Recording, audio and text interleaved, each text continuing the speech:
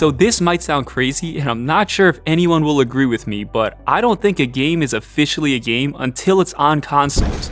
And my game has a very huge problem because consoles don't take early access games, and my game has been in early access for like 3 years now, which is actually kinda sad. Now, the reason it's been in early access for so long is because instead of doing things like fixing bugs and improving performance that game developers are supposed to do, I was just spamming new levels one after the other the entire time.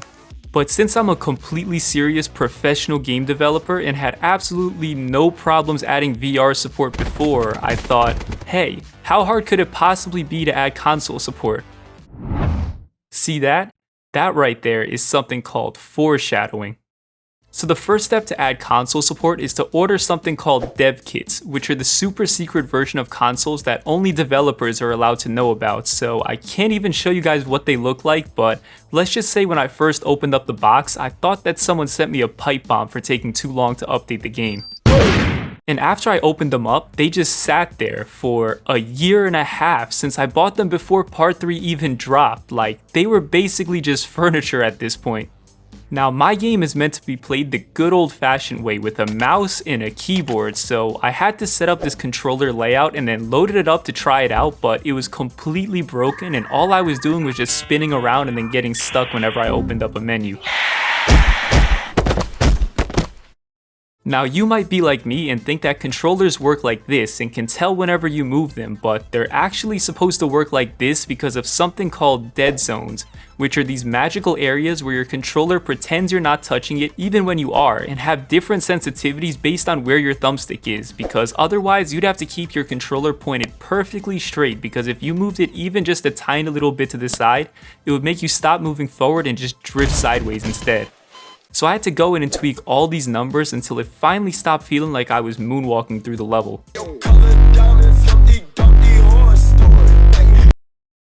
So now that I can move around with a controller, it was finally time to test it on consoles, which should be no big deal since my game is extremely well optimized. And how do I only have 12 FPS? Is my game really that bad? And this was when I started to question if I still wanted to commit to this massive life-changing decision. But then I remembered that I can't let you guys down, and you all believe in me being able to do it, and if I work hard and really put my mind to it, I can easily— Fancy is too dumb to add console support himself. Wait, what? Guys, I'm trying my best here, okay? So I started optimizing level 0 and writing a bunch of code and even rewriting shaders so that it could work on consoles, and after a full week of work, I finally got it to run at 60 FPS, like I told you guys I could do it. But then I realized that there's 47 more levels in the game that I had to optimize, and some of them would take a really long time to fix, and I was quickly running out of time before everyone forgot about my game. And that's when I remembered what XXX Backrooms fan 69 said. Fancy is too dumb to add console support himself.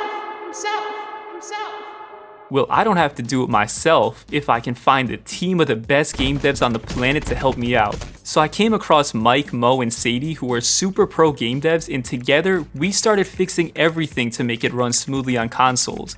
And by we started fixing everything, I mean they started fixing everything, because I went right back to adding new levels like the death slides, which can be found in the deeper parts of level 0 and are slides that cause a lot of death. So I blocked out the level and then added textures, adjusted the lighting, and then made the level look dirty and added graffiti all over the walls. Now this level is rumored to be the place where the bacteria entity first evolved, so I added these blobs of bacteria around the level and then spawned multiple entities that'll roam around hunting down players. And because large amounts of bacteria is very harmful to breathe in, it'll eventually cause explorers to pass out if they're in the level for too long, leaving them laying on the floor vulnerable to the deadly entities. And that's where you come in. Huh? Because I added a mechanic where you can pick up the explorers and carry them back to safety.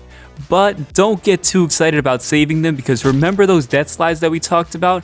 Yeah, it turns out that after someone slides down one, it'll get disarmed and bring you to another level instead of killing you, so you're gonna have to make some pretty questionable moral choices if you want to escape.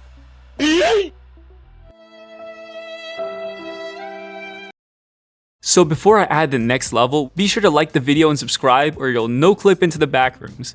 And if you guys have been watching my videos and still haven't gotten the game yet, it's called Escape the Backrooms, so be sure to check it out with the link in the description. Also, be sure to double check the name before you accidentally buy the wrong game and then bully me in the comment section about it. So the next level I'm gonna add is level... Hold up, what's this? The game is ready to start submitting for certification. You just need to get the console company's approval first. Oh, that's actually a really big problem because unlike Steam where any idiot like me can upload their game, Backrooms, consoles have to approve your game first, which is basically meant to keep games like mine from ruining their platforms. And after opening up their extremely long and complicated form, I started running into some issues filling it out. Does your game promote positivity? Yes, of course. I mean, what kind of question is that? And after waiting 10 to 14 business days for their answer, I finally got a message back that said, "Dear Mr. Fancy." Wait, Mr. Fancy? I kinda like it. "Unfortunately, this project doesn't fit with what we're looking for and will make our company look really bad. Please rewrite the form and submit it again, or don't, since we probably won't accept it anyway."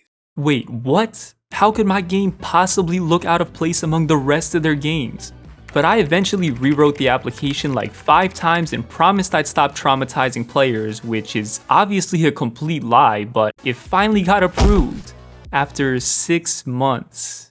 Guys, I'm so sorry.